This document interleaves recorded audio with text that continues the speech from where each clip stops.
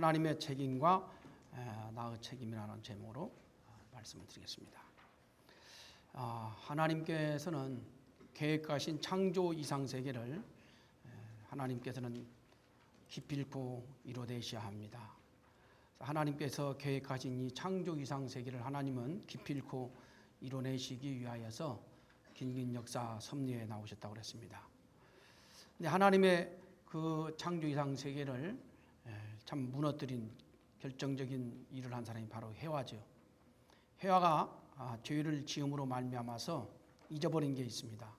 바로 부모이신 하나님을 속이고 또 남편들 아담을 속이고 그 다음에 혈통을 더럽혔죠.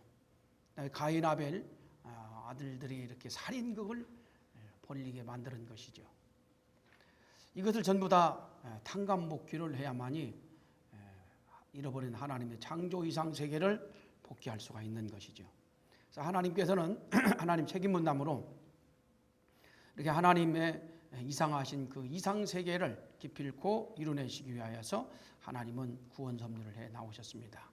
하나님은 창조주로서의 책임을 지시고 또 인간을 영원성을 두고 창조를 하시기 때문에 부자지 인연을 가지고 창조를 하셨기 때문에 하나님은 구원 섭리를 하시지 않을 수가 없었다라고 하는 말씀을 드렸습니다. 그래서 하나님께서는 기필코 잃어버린 창조 이상 세계를 이루내시기 위하여서 메시아를 보내시기 위하여 하나님은 역사 속에서 섭리해 나오셨다고 그랬습니다. 그래서 타락한 아담 대신한 인물로 오시는 분이 바로 메시아시거든요. 그래서 타락한 아담을 대신한 인물로서 아담이 저질른 죄를 탕감복귀하기 위하여서 노아를 세웠고 아브라함을 세웠고 이삭을 세웠고 야곱을 세웠고 모세를 세웠습니다. 이런 중심인물의 절대신앙, 절대사랑, 절대복종으로 아담이 지은 죄를 탕감복귀하는 조건을 세우신 것입니다. 또 메시아가 이 땅에 오시기 위해서는 메시아를 낳을 여성이 있어야 되거든요. 여성. 그래서 메시아를 낳을 여성을 복귀하기 위하여서 사라를 세우고 리브가를 세우고 다말을 세우고 마리아를 세워서 그들의 절대신앙, 절대복종으로 해야가 지은 죄를 탕감복귀하는 조건을 세워서 메시아를 낳을 수 있는 여성을 또 하나님께서는 준비해 나오셨던 것입니다. 회화가 저질른 죄는 말씀드린 것처럼 부모를 속이고 남편을 속이고 혈통을 더럽힌 것이라고 했습니다. 그러므로 말미암아서 자식들이 살인극이 벌어졌다고 그랬죠. 그래서 회화가 복귀해야 될 것은 자식을 복귀하고 남편을 복귀하고 부모를 복귀하고 만물을 복귀해야만 되는 것이었습니다. 그래서 이 회화를 복귀하기 위한 섭리, 하나님께서는 메시아를 보내기 위해서는 먼저 메시아를 낳을 수 있는 이 해와를 복귀를 해야 돼요. 여성을 복귀를 해야 된다 이거죠. 그래서 해와는 하나님을 속이고 아담을 속이고 그만 천사장의 유혹에 넘어가 가지고 탈선을 하여 혈통을 더럽히고 가인 아벨이 그 자식들을 또 지도를 잘못해 가지고 어머니 사명을 다 못해서 살인극이 벌어지게 만드는 것이죠. 그 죄를 그대로 탕감복귀한 것, 반대로 그 탕감복귀한 사람이 바로 사라였다라는 말씀을 드렸습니다. 사라는 하나님을 절대 사랑하고 남편을 절대 사랑하고 남편을 절대 신뢰한 거예요. 그러므로 말미암아서 회화가 저질른 죄를 근본적으로 탕감복귀를 했습니다. 그래서 자녀 입장에 있는 롯을 구원해내고 또 많은 재물을 얻고 또 자기 남편을 살려내고 아주 훌륭한 귀한 아들 딸들을 또 낳게 된 것입니다. 그러므로 말미암아서 이 사라의 믿음으로 회화의 죄를 상징적으로 바로 탕감복귀를 해낸 사람이 바로 사라였다라는 말씀을 드렸습니다. 그 다음에 이제 리브가를 세웠습니다. 리브가라는 사람은 바로 그 이삭의 부인이죠. 그 리브가의 믿음으로 말미암아 지혜로 말미암아서 에서 야곱 이 복귀가 형제 복귀, 장자권 복귀가 이루어지게 되는 것이죠. 리브가가 바로 야곱을 축복받게 하는 것을 보게 되면은 회화가 저질른 죄를 탕감복귀한 거예요. 아버지와 아들을 속였습니다. 아버지 이삭을 속였고 에서의 아버지죠. 그 다음에 아들 에서를 또 속였습니다. 그래서 모자 협조를 통해서 야곱과 그런 모자 협조를 통해서 야곱이 라반의 집에 피신을 해가지고 거기에서 성장하여서 기필코 에서를 자연 굴복킬 수 있는 그런 아들로 만드는 것이죠. 그렇게 해서 야곱이 에서를 자연굴복시킴으로 말미암아서 장자권 복귀를 실현해냄으로 말미암아서 메시아 강림을 할 수 있는 조건을 세우게 된 것이죠. 그래서 야곱 가정에 메시아가 올 수가 있었는데 오지 못한 이유를 말씀드렸죠. 세상은 이미 민족 국가 형성을 그런 형태를 이뤘는데 겨우 가정적으로만 메시아를 맞이할 수 있는 준비를 이뤘기 때문에 메시아를 보낼 수가 없었고, 또 아브라함 재물 실수 400년이 벌이 남았기 때문에 보낼 수 없다고 그랬습니다. 그런데 어제 말씀드린 것처럼 이 야곱이 애굽으로 들어갈 적에 에서 가족까지 같이 이렇게 데리고 갔어야 돼요. 끝까지 책임을 져줬어야 됩니다. 그런데 에서 가족과 같이 들어갔다고 하는 기록이 없습니다. 그래서 야곱이 애굽에 들어갈 적에 그 에서 족속까지 데리고 갔어야 되는데 데리고 가지 아니함으로 말미암아 그 후손들이 계속 원수가 되어서 싸우거든요. 그래서 끝까지 책임지지 못함으로 말미암아서 최위에서 복귀를 했는데 그게 무위로 돌아간 거예요. 그래서 복중 복귀 섭리로 들어가게 되는 것이죠. 복중 복귀 섭리.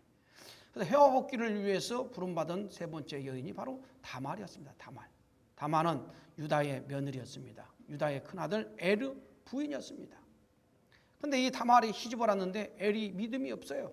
하나님을 불신을 합니다. 그래서 일찍 죽습니다.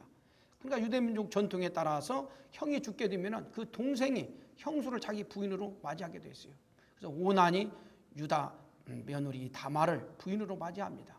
그래가지고 같이 사는데 이 오난은 자기 형수를 통해서 아기를 낳았자 이건 자기 아들이 아니고 형 아들이다라고 생각하면서 정자를 땅에 흘려버렸다고 그랬어요. 그러니까 오난도 죽습니다. 이제 세 번째 아들 이 셀라가 다말을 자기 부인으로 맞이해야 되는데 유다가 가만히 보니까 이 며느리가 아들 둘을 죽였잖아요. 아들 잡아먹는 며느리가 된 거야. 그래서 안 되겠다 싶어가지고는 아직 셀라는 어리니까 친정집에 좀 가서 있다 오거라. 그래가지고 친정에 보낸 거예요. 근데 다말이 가만히 보니까는 안 죽을 것 같아요. 근데 다말은 이미 알고 있었어요. 이 집안의 씨가 얼마나 중요한가라는 사실을 이 혈통이 얼마나 중요한가 이 혈통의 중요성을 알고 있었던 것입니다. 그래서 다말은 친정에 가는 척 하다가 유다는 이미 그때 부인이 죽고 없었습니다. 유다가 술이 많이 취해가지고 이렇게 오고 있는데 다말이 변복을 하죠. 장녀처럼. 그래가지고 자기 시아버지를 유혹해가지고 정을 통하게 됩니다. 정을 통하고 나니까 화대를 주려고 그래. 이게 참 장녀인 줄 알고 화대를 주려고 하니까 다말은 화대를 안 받습니다. 대신 당신과 내가 성적 관계를 맺었다고 하는 그런 징표를 달라고 그러죠. 그러니까 도장과 끈과 지팡이를 징표로 줍니다. 그러고 난 다음에 수개월이 지났는데 다말이 임신을 했어요. 그 나라 법에서는 이렇게 임신을 하게 되면 유관 남자가 임신을 하게 되면 돌로 쳐서 죽일 수가 있는 거예요. 그래서 돌로 쳐서 죽이려고 하니까는 다말이 뱃속에 있는 아기의 아버지는 바로 이 사람이 이것의 주인이라면서 도장과 끈과 지팡이를 끄집어내는 거예요. 그래서 유다가 못 죽이는 것이죠. 그렇게 가지고 베레스와 셀레이 쌍둥이를 낳습니다. 근데 쌍둥이를 낳을 적에 산파가 왔어요. 그래서 쌍둥이를 낳는 그 순간에 첫 아들이 쑥 나왔어요. 그래서 산파가 옆에다가 얼른 빨간 리본으로 손을 묶습니다. 근데 그 애기가 뱃속으로 다시 쏙 들어갔어요. 그러더니 다시 애기가 나왔는데 빨간 리본을 묶지 않은 애기가 먼저 나왔어요. 그러니까 뱃속에서 복중 복귀가 된 것입니다. 뱃속에서 장자권 복귀가 이루어진 거예요. 이 바로 다말은 이방 여인이었지만은 천사들로부터 교육을 받아가지고 이 집안의 이 계대의 혈통이 얼마나 중요한가 하는 사실을 알게 됐다라는 거예요. 이런 섭리까지 알게 됐다라는 거예요. 그래서 복중 복귀가 이루어졌다고 하는 사실까지도 다말은 알았다고 하는 사실이죠. 그러므로 말미암아서 이제 장자권 복귀를 승리를 했기 때문에 장자권 복귀가 없이는 부모권 복귀가 없고 왕권 복귀가 없고 황조권 복귀가 없거든요. 그래서 인류의 부모로 오시는 메시아가 탄생하시기 위해서는 장자권 복귀가 먼저 이루어져야 돼요. 다말의 이런 위대한 믿음으로 말미암아서 인간적으로 보게 되면 세상 윤리 도덕적으로 보게 되면 다말은 이건 입에 담을 수 없는 죄를 진 것이죠. 시아버지와 정을 통해 가지고 쌍둥이를 낳았으니까. 그런데 섭리적으로 보게 되면 이 사건을 통해서 복중 복귀, 장자권 복귀가 이루어진 것입니다. 그러므로 말미암아서 인류의 부모이신 메시아를 이 세상에 하나님이 보낼 수 있는 그런 조건을 갖게 되신 거예요. 그 다음에 해와 복귀를 위해서 세워진 사람이 바로 마리아였습니다. 이 마리아도 역시 마찬가지로 요셉의 아버지를 속이고 또 자기 남편이 될 약혼 관계에 있었던 요셉을 속이고 천사의 안내로 누가복음 1장을 쭉 읽어보게 되면 천사로부터 네가 하나님의 아들을 낳을 것이라고 하는 계시를 받고 난 다음에 주의 계집 중이니 주의 뜻대로 하시옵소서 하고 난 다음에 간 곳이 사가랴 집안이야. 사가랴 집으로 갔어요. 사가랴 집에 가니까는 이미 이 사가랴는 세례 요한을 임신하고 있었어요. 이 엘리자벳이 계시를 받습니다. 내 주님이 오시다고, 주님을 낳을 어머니가 왔다고 계시를 받았어요. 그리고 난 다음에 거기에 있으면서 마리아가 잉태를 하게 되는 것이죠. 임신을 하게 돼요. 그러니까 예수님의 아버지가 누구겠어요? 너무나도 자명한 일이죠. 거기에 이제 마리아가 있으면서 예수님을 이제 임신을 하게 되었습니다. 계속 그 사가랴 집에 있으면서 예수님을 또 탄생시켰어야 돼요. 그래가지고 세례 요한이 예수님을 잘 섬길 수 있게끔 거기서 준비를 했어야 되는 것입니다. 그런데 마리아는 10대였죠. 엘리자벳은 벌써 50대가 넘어섰습니다. 그런데 엘리자벳이 계시까지 받았음에도 불구하고 마리아가 아주 어리고 예쁘니까 이 사가랴하고 임신을 했음에도 불구하고 계속 관계를 맺고 있는 것을 보면서 엘리야가 인간적으로 견딜 수가 없었던 것이죠. 그래서 쫓아내요. 쫓겨냅니다. 그래서 거기에서 같이 살면서 세례 요한과 가인 아벨 관계를 통해서 참 세례 요한이 예수님을 잘 모시도록 준비를 했어야 하는데 거기서 쫓겨나는 바람에 마리아가 굉장히 어려운 상황이 된 것이죠. 그러다 보니까는 만왕의 왕이신 예수님을 말 구유에서 이렇게 낳게 되는 그런 어려움을 당하게 되는 것이죠. 그러고 나서 마리아가 살면서 요셉하고 살게 되었죠. 이제 요셉하고 살면서 얼마나 어려웠겠어요. 마리아도 이미 예수님이 하나님의 아들인 걸 알았어요. 내 아들이기 전에 하나님 아들이라는 걸 알았으니 이미 말씀드린 것처럼 마리아도 예수님을 하나님으로 구세주로 모시고 섬기면서 살았어야 하는데 그러질 못한 거예요. 요셉하고 살면서 인간적으로 살게 된 것입니다. 그러면서 예수님 동생으로 요셉의 아들들이죠. 야고보, 요셉, 시몬, 유다 이런 동생들을 두게 됐어요. 근데 천주교에서는 이걸 부정합니다.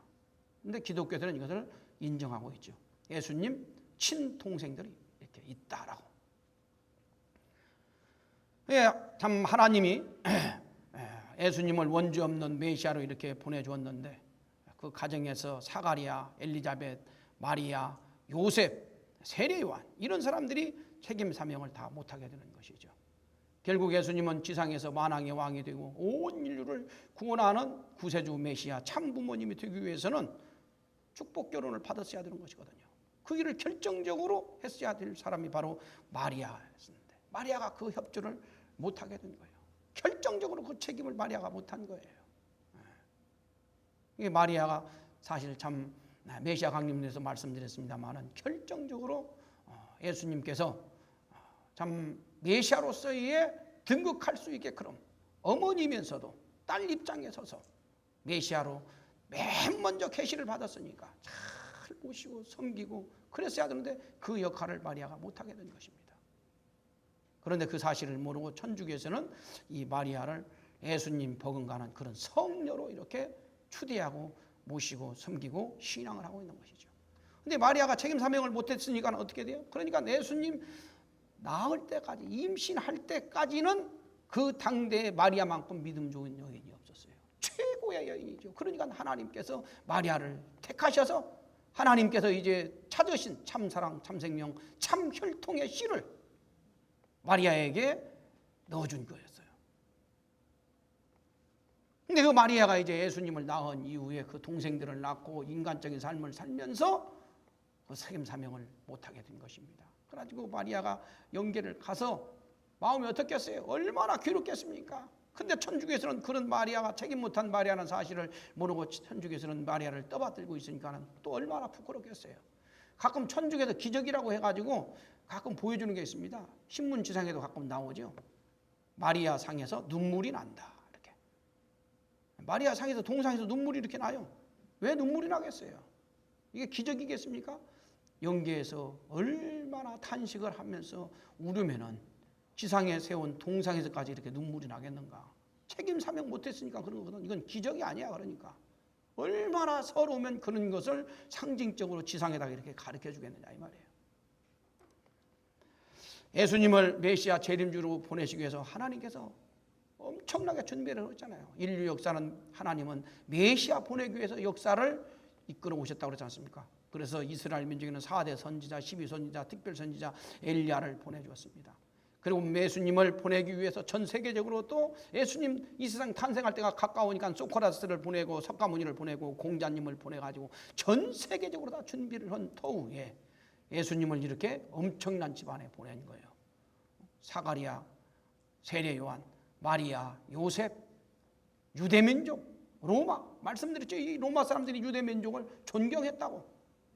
그러니까는 이 유대민족의 지도자인 사가랴와 세례요한만 예수님을 믿고 증거하게 되면 전 유대민족이 다 믿을 수 있고 유대민족을 통해서 로마 사람을 전도하고 로마를 통해서 세계를 뻗어나가가지고 이미 하나님이 이렇게 다 준비를 했으니까 예수님 중심한 하나님이 계획하신 그 이상세계를 회복할 수 있는 만반의 준비를 다 해놓고 예수님을 보냈는데 이 가정에서부터 예수님을 불신하는 거예요.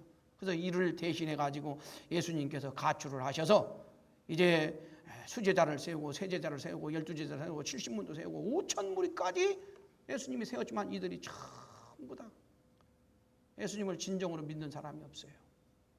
그냥 따라다닌 거예요. 인간적인 생각을 가지고.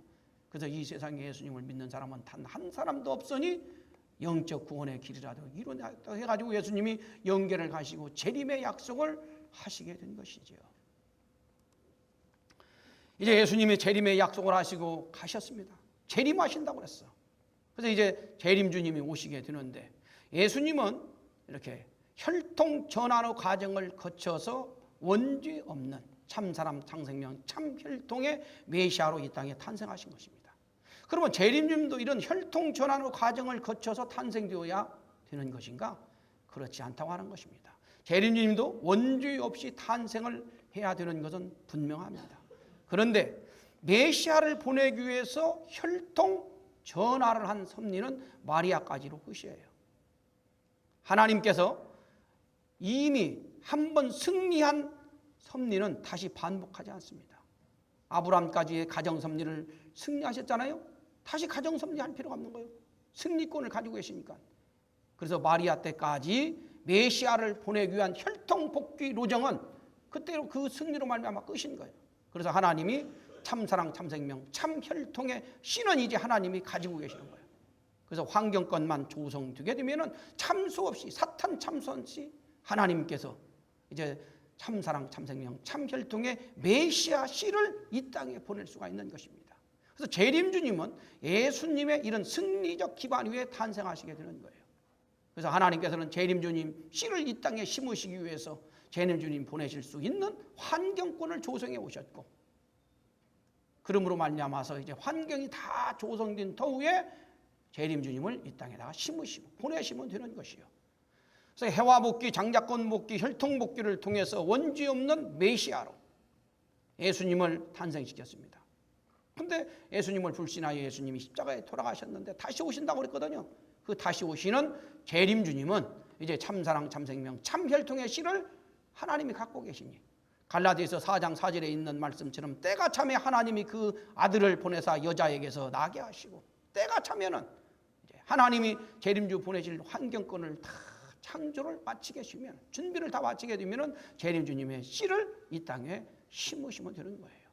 이렇게 해서 탄생하시는 재림주님은 인류를 구원할 말씀 원리를 규명해내야 되고, 해와를 복귀해내고, 참부부 참가정을 완성시켜야 되고, 그 터위에 온 인류를 구원하시고 하나님을 해방시켜드리는 이런 책임 분담을 재림주님이 하셔야 되는 것입니다.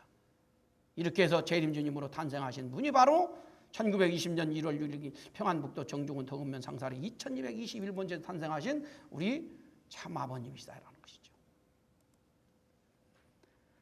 재림주님은 1917년에서 1930년 사이에 탄생하신다고 그랬습니다.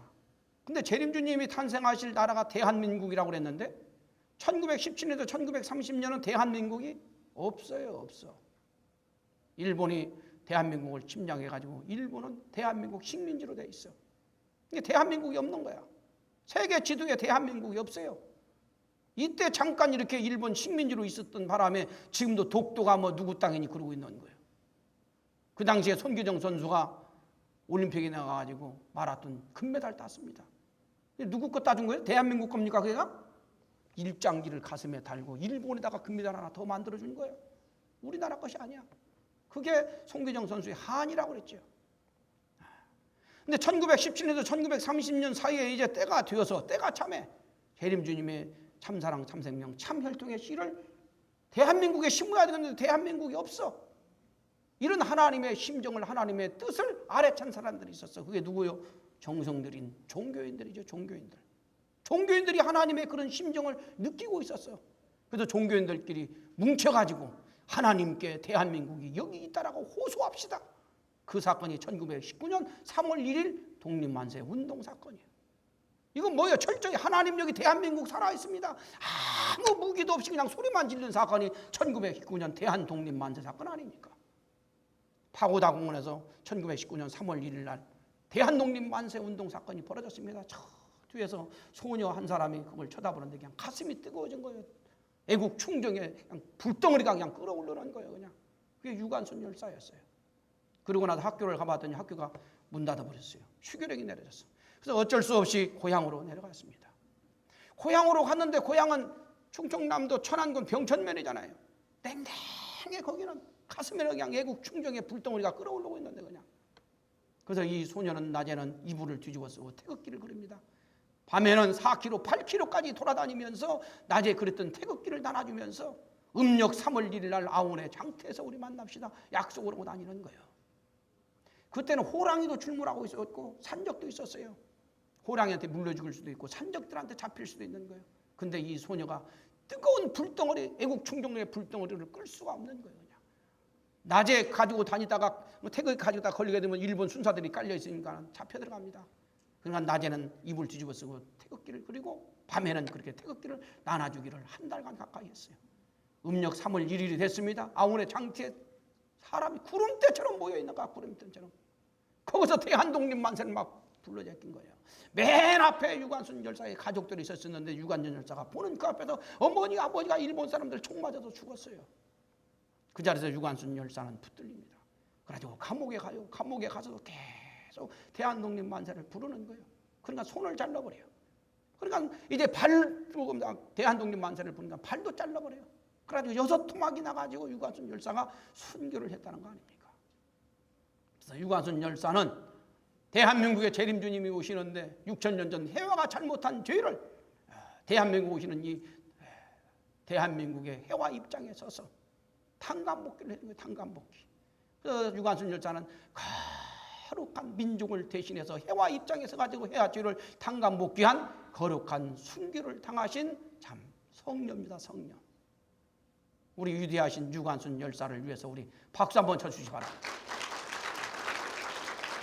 이때 독립만세 사건으로 말미암아서 우리 산천 얼마나 많은 피를 흘리고 많은 사람들이 순교를 당했습니까? 재림주님 낮 귀한 해산업 피였습니다. 이때 하나님께서 야 대한민국이 여기 살아있구나 이래가지고 재림주님 씨를 1919년 음력 3월 달에 대한민국에다가 재림주님 씨를 씹었어요.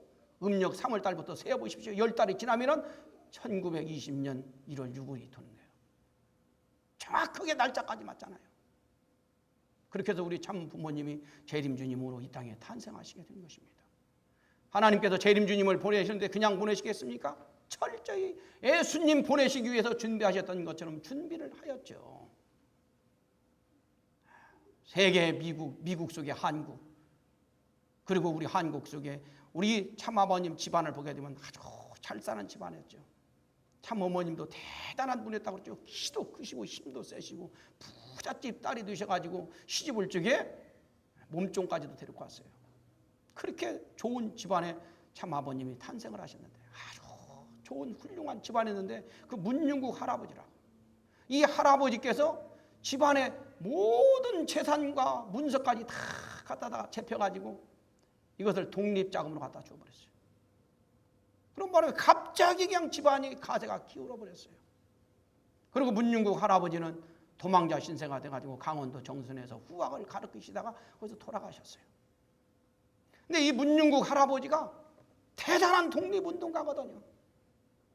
그러니까 이승만 대통령이 문윤국 할아버지한테, 이승만 대통령이 대통령 된 후에 헬리콥터를 2번을 보냈대요. 같이 정치 좀 하자고.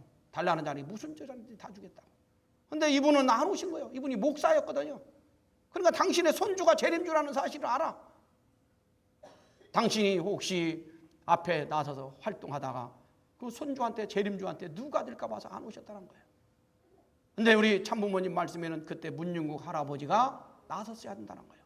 그리고 이승만 대통령한테 재림주님 참부모님을 알려주고, 그 배후에 프란체스카한테 알려주고, 그 배후에 한국에 와 있는 선교사들을 그렇게 더 전도하고, 그 배후에 미국의 기독교 국가를 전도를 했으면 7년 이내에 전 세계 기독교인들을 다 축복을 시킬 수 있는 그런 기반이 조성됐을 거라는 거예요. 근데 이 양반이 너무나 겸손하다고 우판해가지고 안 나가는 바람에 섭리가 연장돼 버린 거예요. 이분이, 이 할아버지가 독립운동했다고 하는 것이 나중에서 알려져 가지고 우리나라에서 2번씩이나 이분한테, 문윤국 할아버지한테 국민훈장을, 추서를 2번씩이나 해드렸어요. 참 이분이 나가서 참 이승만 대통령을 전도하고, 프란체스카를 전도하고, 한국에 와 있는 선교사들을 전도하고, 그때까지는 통일교회가 아니까 우리 원리 말씀을 이들한테 전파를 하게 되면 그냥 빨려 들어가게 되는 것이지. 그냥 아무 선입견이 없을 때니까. 그렇게 했으면은 정말 대한민국에 6.25 사변도 안 일어나고 그냥 일사천리로 참부모님을 놓고 이루려고 했던 하나님의 뜻이 연결되어 나왔을 건데, 이 할아버지가 실수하는 바람에 그게 좌절되고 말하는 거예요. 참부모님은, 어떤 사람은 그래요. 참부모님은 많은 재림주 후보들이 있는데 그 중에서 참부모님이 책임 분담 다 해가지고 승리한 분이라고. 여러 재림주 후보들이 있었다는 거예요. 그 중에서 참부모님이 선택된 분이고 소명분이다라고 생각하는 사람인데 절대 그렇지 않습니다. 말씀드린 것처럼 참부모님은 탄생 이전부터 하나님이 가지고 계시는 참사랑, 참생명, 참혈통의 씨를 대모님 태중에 심으신 거예요. 그래서 참부모님은 탄생 이전부터 재림주세요. 그래서 재림주님은, 참부모님은 하나님으로부터 선택받거나 소명받으신 분이 아니고 보내심을 받으신 분이에요. 그런데 당신이 재림주라는 사실을 16세 되던 날, 16세 되던 해 부활절 날, 이 묘주산에서 기도하실 적에 예수님이 오셔서 가르쳐 주신 거예요.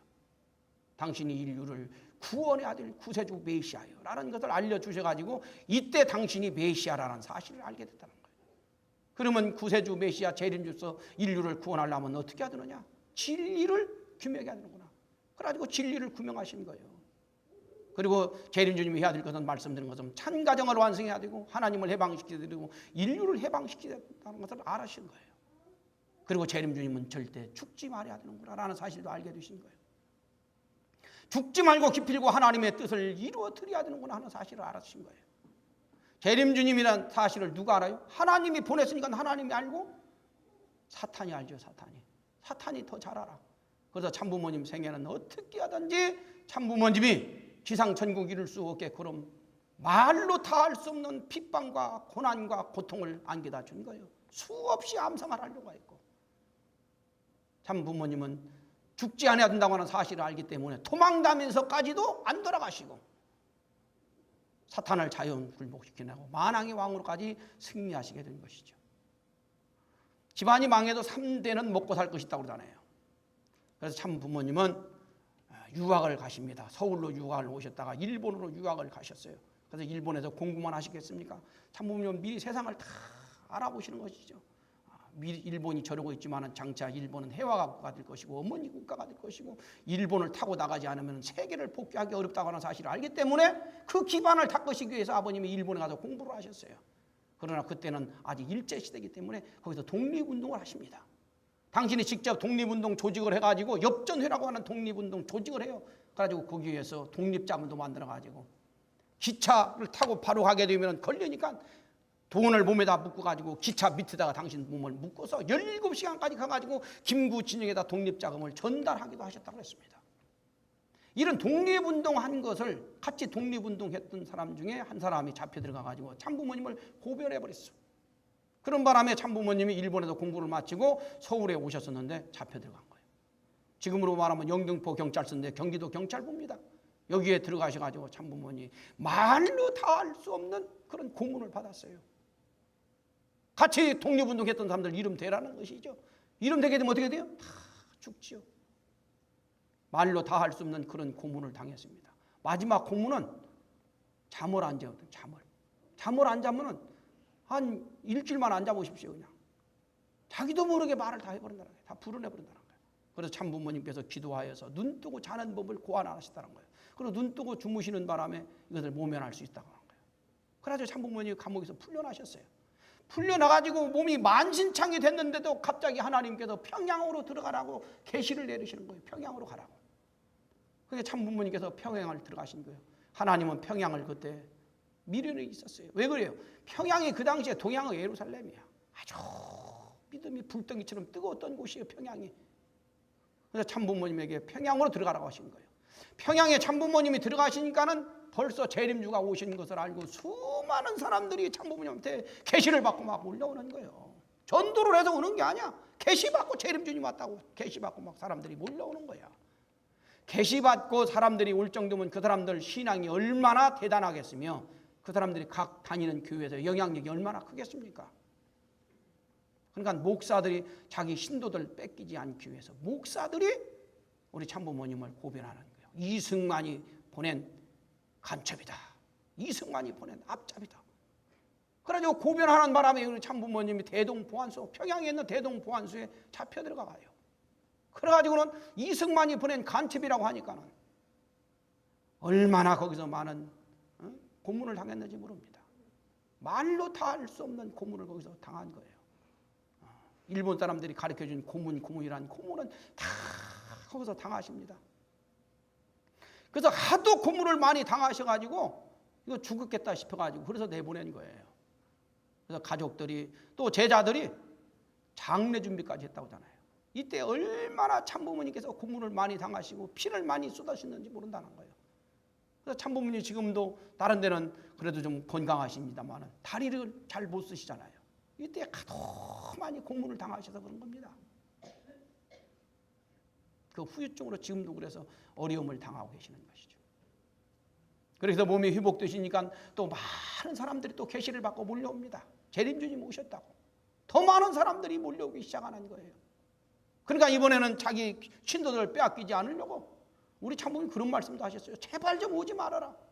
재림주라고 계시를 받았는데 안 올 수 있습니까? 남편들이 못 가게 하고 부모들이 못 가게 꽁꽁 묶고 나도 머리를 그냥 깎아버려도 수건을 뒤집어 쓰고 오고 담을 넘어서 오고 말이죠. 재림주가 왔다는데.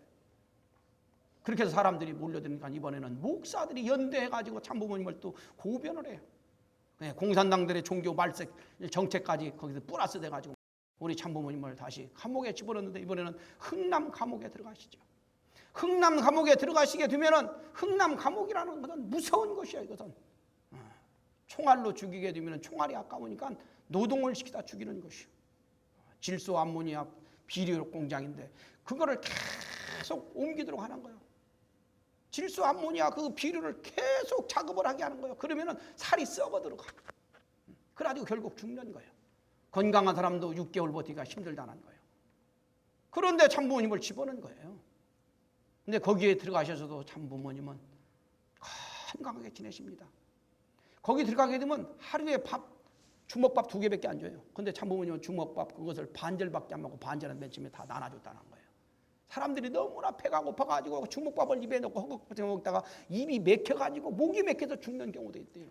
그러면 목이 맥혀서 죽는 사람 그 입속에 있는 밥까지 파먹을 정도로 말이죠. 그렇게 비참한 적이 있다는 거예요. 감옥이라고 하는 것은 또 얼마나 무서운 곳입니까? 참부모님은 당신이 일을 얼른 마치고 나무 일까지 도와주시고 말이죠. 가장 먼저 일어나시고 가장 늦게 주무시면서 가장 험한 일은 다 맡아서 하시고 그렇게 거룩하게 감옥 속에서 살으시니까 김이노 씨라고 하는 사람은 우리가 몰랐어요. 이 양반은. 그런데 이 양반 나중에 알고 보니까 이 사람 책을 썼는데 서울로 오는 길이라고 하는 책을 보니까 우리 참 아버님과 같이 감옥 생활을 흥남 감옥에서 같이 생활했던 분이야. 이 양반 이 책송을 보니까 책 내용에 보니까 감옥 안의 성자 문선명 선생이라고 하는 소 제목에 글이 써져 있어요. 문선명 씨와 같이 자기가 감옥 생활하는데, 흥남 감옥 생활했는데 이분은 그냥 사람이 아니더라는 거예요. 성자더라는 거예요. 감옥에서 그렇게 성스럽게 거룩하게 사시더라는 거예요. 구구절절 참 부모님이 성자시라고 증거를 하고 있는 글을 썼습니다. 이 양반이.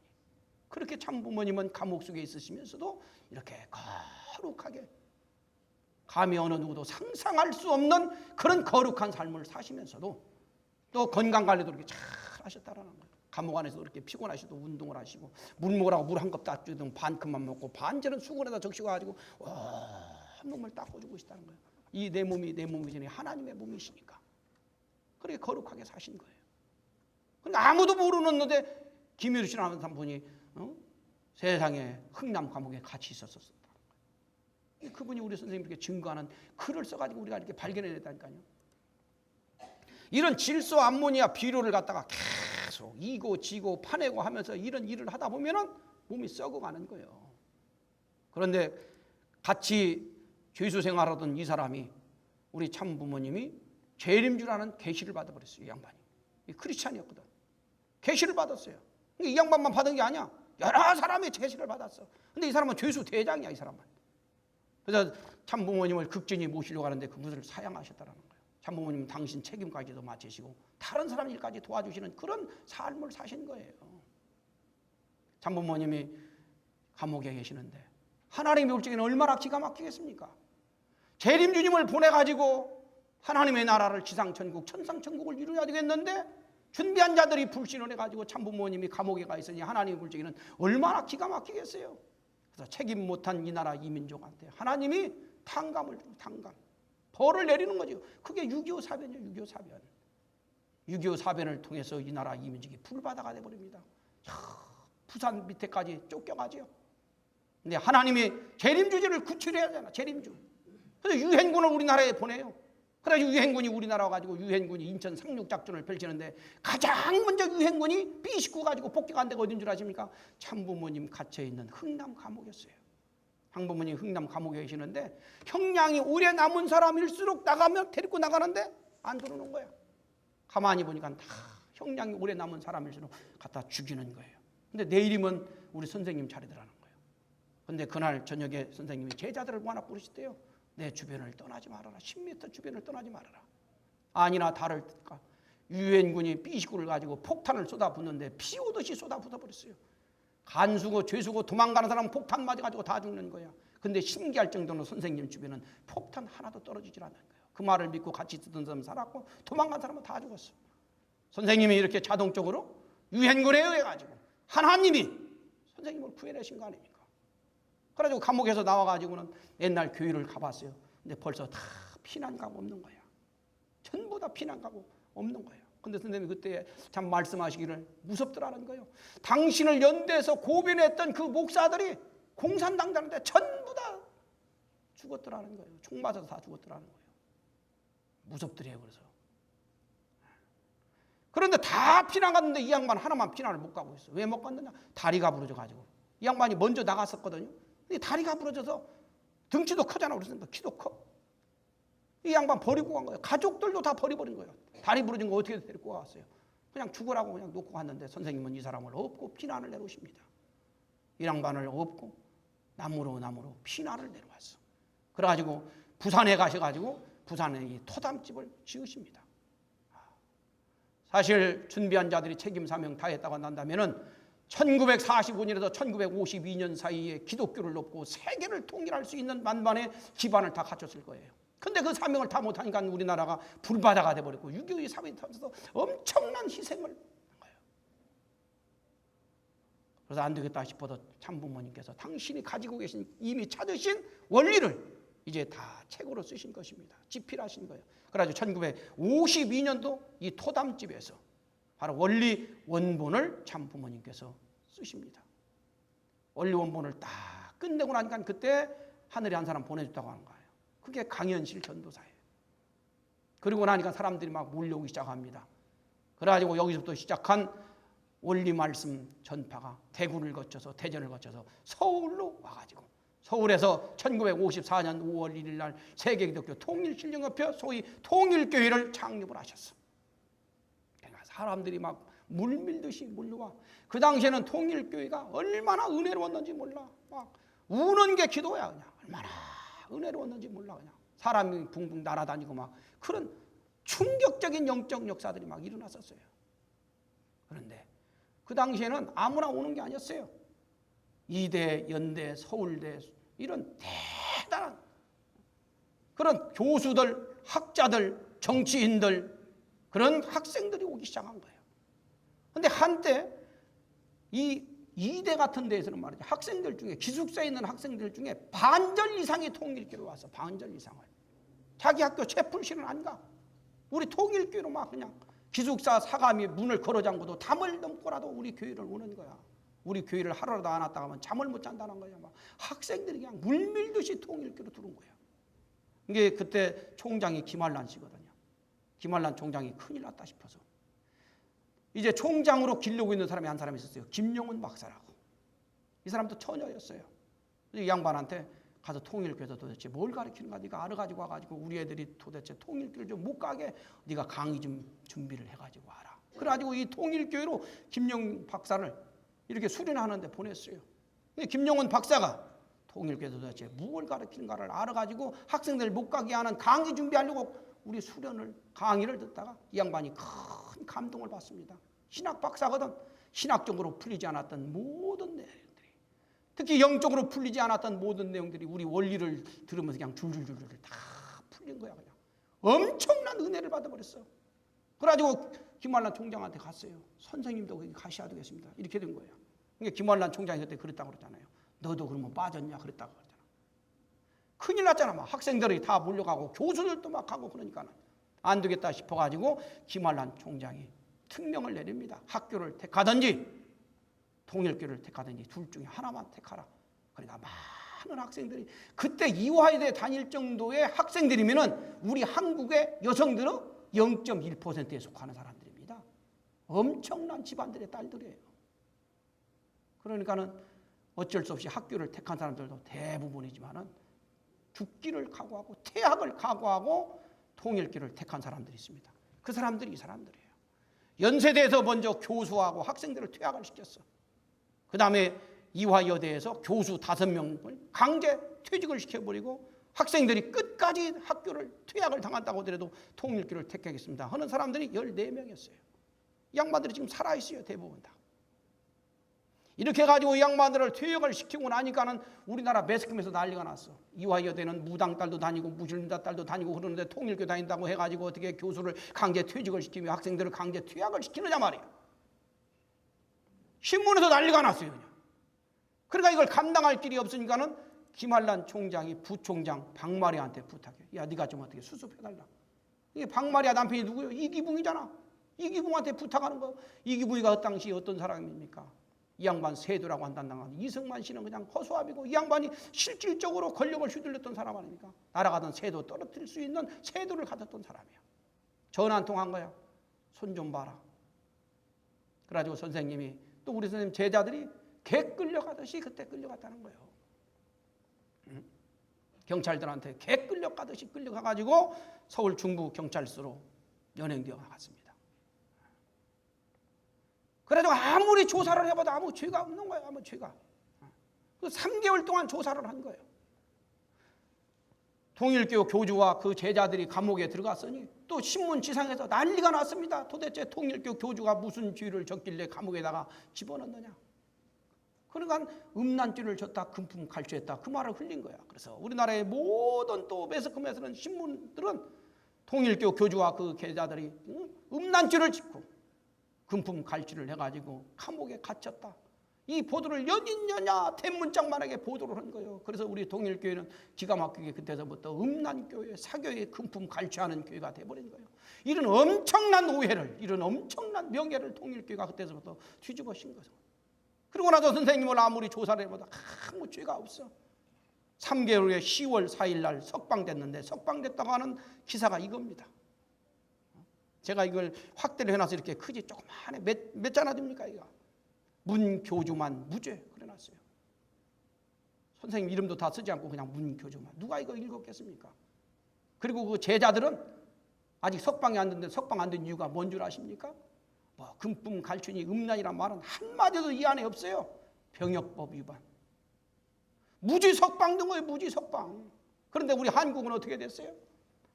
선생님께서 이렇게 재판받는 광경입니다. 만약에 선생님이 정말 죄가 있다고 한다면 제자들이 그때 다 도망갔지요. 그런데 선생님이 감옥에 있는 도중에 가장 많은 면회 기록을 세웠어. 지금까지도 이것을 갱신을 못하고 있어요.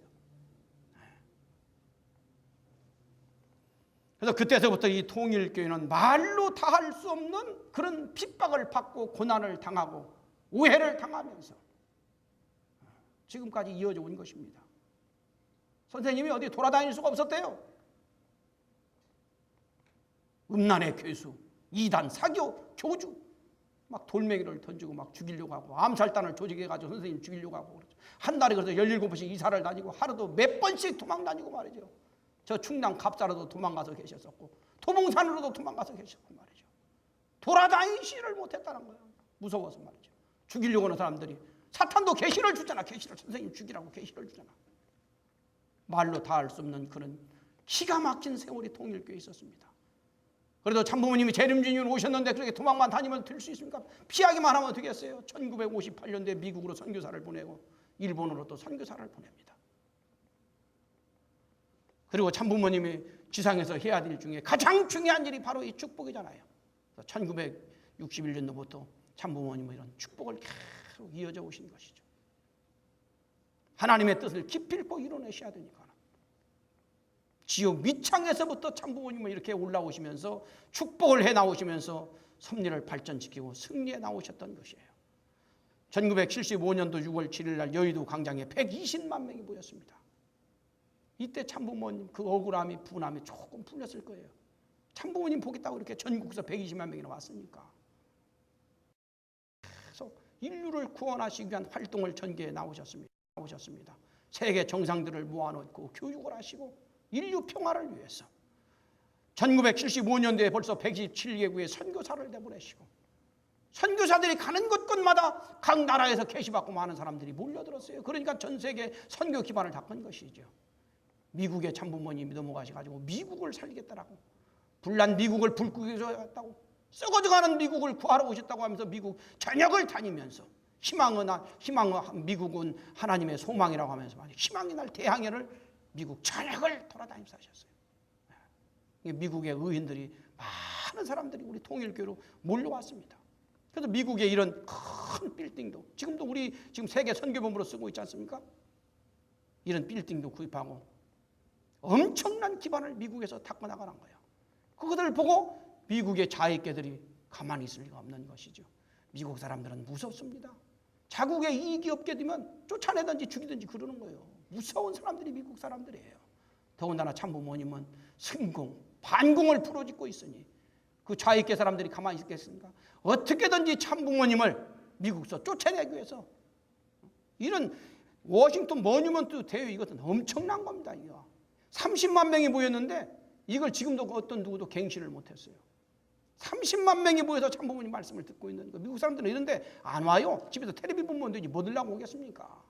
이런 엄청난 기반을 닦고 나가니까 이 좌익계 사람들이 선생님을 미국에서 쫓아내기 위해서 아무리 조사를 해도 선생님 잘못한 게 없어. 미국에서는 성직자들은 세금을 안 내도록 되어 있습니다. 그에 따라서 우리나라도 성직자들이 세금을 안 냅니다. 근데 선생님은 세금을 꼬박꼬박 다 냈어요. 그런데 선생님 비서가 은행에 예금해 놓은 돈에 대한 세금은 냈는데 그 돈에 대한 이자에 대한 세금을 누락시켰어요. 이걸 좌익계 사람들이 찾아낸 거예요. 그래가지고 우리 선생님은 세금 포탈자라 해가지고 배심원 10명을 놓고 재판을 한 거예요. 배심원들 딱 10명을 놓고 이 종교 지도자가 세금 포탈을 했다. 이 자유민주주의 국가일수록 복지 국가일수록 세금 포탈했다고 하면 그건 가장 큰 죄입니다. 그러니까 배심원 10명이 다 손들어 버린 거예요. 그런 바람에 선생님이 감옥을 가시게 된 것이죠. 댄버리 형무소에 들어가시게 된 거예요. 근데 선생님 미국에 안 들어가 버리면 댄버리 형무소 안 가요. 근데 선생님은 당당히 가셔가지고 댄버리 형무소 들어가기 전날 이렇게 만세를 부르시고 당당히 댄버리 형무소에 들어가셨습니다. 바로 이 양반이 행정정리 잘못해가지고 같이 이렇게 댄버리 형무소로 들어가셨어요. 근데 선생님이 덴버리 형무소 들어가셨을 적에 다른 형무소에서 2명이 선생님이 계시는 덴버리 형무소로 쓱 옮겨왔더라는 거예요. 이 양반이 나중에 고변한 것입니다. 뭐 하려고 왔겠어요? 종교 지도자라는 사람이 그래 세금 포탈을 해? 그런 사람은 내가 죽여버려야 된다고. 암살하려고 왔던 거예요. 암살하려고. 미국에서는 감옥에서 죽게 되면 개죽음입니다. 그래서 마르틴 루터 킹 목사도 감옥에서 죽었어요. 암살당했어요. 그건 개죽음이야, 개죽음. 얼마나 위험한 때인지 모릅니다. 그런데 그 사람들이 선생님 사는 삶을 보니까 노인네신데 얼마나 정말 거룩하게 사시는지, 얼마나 성결하게 사시는지, 너무나 겸손하게 사시고 어렵고 힘든 일, 추한 일 다 하시면서 감옥에서 그렇게 사시는 거예요. 그걸 보고 그 사람들이 감동을 해가지고 선생님 암살을 못한 거예요. 그러면서 선생님 삶에 반해가지고 많은 사람들이 거기에서도 계시를 받고 또 선생님 제자가 되어서 선생님을 또 보호해 주시는 거예요. 선생님이 감옥에 있을 적에 미국서 난리가 났습니다. 미국 목사들 30만 명이 들고 일어나는 거예요. 선생님이 목사이신데 세금 포탈로 감옥에 갔으니까 목사들도 전부 다 세금 포탈자가 돼버린 거 아니야. 그러니까 미국 목사들이 전부 다 데모를 합니다. 그 중에 3만 명이 거리로 나왔어요. 성자가 감옥에 들어가셨다라고 이렇게 데모를 하고 다녔습니다. 그 중에 9천 명 정도가 성자가 나신 나라를 한번 가보자 해가지고 미국 성직자들이 우리 한국에 방문한 적이 있었습니다. 그때 제가 부산에서 목회를 하고 있었는데 그들 가이드를 제가 그때 했었어요. 일본에서 이런 시위를 또 막 벌어지고 전 세계 곳곳에서 성자가 감옥에 가셨다라고 시위가 벌어졌습니다. 아까 말씀드렸죠. 나스 기호시라고 하는 저널리스트가 선생님을 만나보더니 성자다, 성자. 옥중에 계시는 구세주다라고 하는 이런 책을 쓰셨습니다. 선생님은 감옥에 계시다가 건강하게 나오셨습니다. 선생님이 나오셔서 하는 일 중에 가장 중요한 일이 또 뭐예요? 하나님을 해방시켜드리고 인류 평화를 이루기 위해서는 축복이죠, 축복. 재림 주님으로서 해야 될 가장 중요한 일이 이 축복 운동 아닙니까? 계속 축복 활동을 펼쳐 나오셨습니다. 사억상 6차, 7차 축복을 하셨어요. 재림 주님은 이 축복을 통해서 섭리를 발전시켜 나가고 하나님 뜻을 이루어 나가고 사탄을 자연 굴복시키고 인류 대가족 세계를 연결시켜 나가시게 되는 것이죠. 참 부모님께서는 온 생애를 그런 사탄의 무서운 그런 모함, 사탄의 무서운 작전, 사탄의 무서운 암살하려고 하는 것을 다 이기시고 한때 소련 KGB에서 암살 1호가 우리 선생님이었어요. 교황이 두 번째였고 그런 무진 박해와 말할 수 없는 핍박을 다 뚫고 참부모님은 이제 승리하셨습니다. 올해 92세잖아요. 참부모님은 내년도에 2013년도에 기필코 천일국을 창건해내시겠다고 기원절을 승리로 맞이하시겠다라고 지금도 밤잠 못 주무시고 말이죠. 다급하시니까 그냥 요즘은 훈독기를 뭐 10시간도 하시고 15시간도 하시고 그러신다고 하잖아요. 얼마나 다급하시면 그러시겠냔 말이에요. 이게 우리는 아직도 철이 안 들어가지고 참부모님 심정을 헤아리지 못하면서 훈독이 빨리 안 난다고 이렇게 그러는 식구들도 있죠. 하나님 책임과 참부모님 책임 분담에 의해 가지고 이렇게 재림주님을 보내주셨고 재림주님으로 오신 우리 참부모님 이렇게 승리를 다 이루내셨습니다. 이제 만왕의 왕이 되셨고 말씀드린 것처럼 낮에 하나님으로까지 승리를 하셨습니다. 우리가 원리를 알고 축복을 받고 재림주님을 알고 참부모님을 알고 재림주님 참부모님을 만났는데 이제 하나님 참부모님 책임 분담은 다 완성하셨는데 이제 우리들 책임 분담이 남아 있습니다. 우리들이 어떻게 해야 될까요? 참부모님께서 우리에게 그토록 당부하시는 절대신앙, 절대사랑, 절대복종을 해야 됩니다. 우리를 종족적 메시아로 세워주셨으니 정말 종족적 메시아의 사명을 하셔야 합니다. 참부모님이 메시아로서 그렇게 그냥 절절히 일생 하나님 해방, 인류 해방을 위해서 한시도 1초도 낭비 안 하시고 몸부림쳐 나오신 것처럼 메시아가 가만히 있으면 되겠습니까? 메시아의 이 사명을 거셔가지고 참부모님들한테 나눠주신 8대 교육의 기본을 늘 훈독하면서 참 가정을 이루나가면서 우리도 축복운동을 전개해야 됩니다. 우리 종족을, 우리 이웃을, 이 민족을 축복으로 연결시켜 나가야 됩니다. 절대 성운동을 전개해 나가고 참부모님 억만세를 부르기 위해서는 참부모님 태평성대가 이루어져야 한다는 거예요. 장자권 복귀 없이는 부모권 복귀가 없다고 그랬잖아요. 우리 일가 친척들을, 우리 종족들을, 우리 이웃을 어서 축복으로 연결시켜내야 됩니다.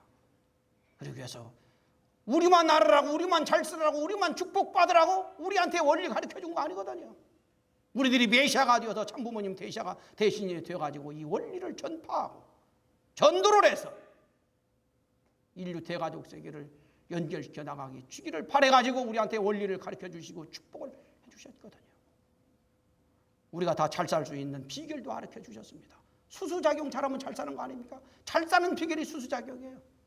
그리고 우리 하나님이 우리한테 얼마나 물질적으로도 부어주고 싶겠어요. 우리 축복가정들은요 간단해요. 11조 생활만 정말 잘해도 하나님이 사탄 참수 없이 축복해 줄 수 있습니다.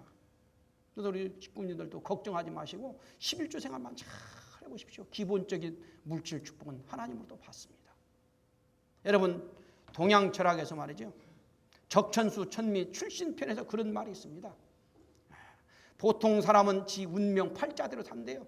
근데 산천연기를 가진 사람은 사주팔자가 필요 없다는 거예요. 그런데 세덕을 쫓아서 사는 사람은 사주팔자니 산천연기니 이런 게 필요가 없다는 말이에요. 이게 무슨 말입니까? 그래서 일격 거천이요. 세덕을 쫓아서 사는 사람이 최고고 산천연기를 쫓아서 사는 사람이 두 번째 운명이고 그 다음에 자기 운명대로 사는 사람이 세 번째 꼴찌라는 것이죠. 이게 무슨 말이느냐 이게. 지 팔자대로 사는 사람들. 우리 축복가정들은 자기 팔자대로 살면 안 됩니다. 어디 가서 사주팔자 봤는데 딱딱 맞아떨어졌다고는 잘못 사는 거예요. 보통 사람들이 이게 운명대로 산다는 거예요. 팔자대로 산다는 것이죠. 조금 괜찮은 사람들이 명당에서 산다는 거예요. 산천연기는 명당을 의미합니다. 그래서 명당에 사는 사람들은, 좋은 곳에 사는 사람은 운명대로 안 산다는 거예요. 똑같은 한날 한시에 태어나서도 북한에서 사는 사람은 어렵게 살잖아. 근데 우리 대한민국에 사는 사람은 괜찮게 살잖아요. 그래서 어디서 태어나냐가 중요하다는 거예요. 근데 사주팔자니 산천연기 명당이니 이런 거 다 초월해버리는 게 뭐냐? 세덕 쫓아서 사는 거라는 거예요. 세덕 쫓아서 산다는 말이 무슨 말이에요? 섭리 따라 사는 것입니다. 하나님 뜻 따라 사는 것입니다. 우리는 하나님의 뜻을 알고 섭리를 알았고 축복을 받았고 천운을 받은 사람들이에요. 세덕을 쫓아서 이제 천운을 따라서 섭리를 따라서 우리 식구들이 살아야 됩니다. 참부모님께서 말씀드린 것처럼 세계에 다 이렇게 기반을 놓으셨잖아요. 이제 누가 걷어들여야 됩니까? 자녀들이, 우리들이 걷어들여야 됩니다. 우리들 식구님들이 진실로 천일국 장군을 향해서 참부모님 억만세를 향해서 두 주먹 불끈 쥐고 일어나셔가지고 하나님 참부모님 책임 분담 다 하셨어요. 이제 우리 책임 분담만 남은 거예요. 이제 새롭게 출발해가지고 참부모님 태평성대 억만세를 부를 수 있는 우리 식구님들이 정말 되기를 간절히 바라면서 이 시간 강의를 마치도록 하겠습니다. 네, 수고하셨습니다.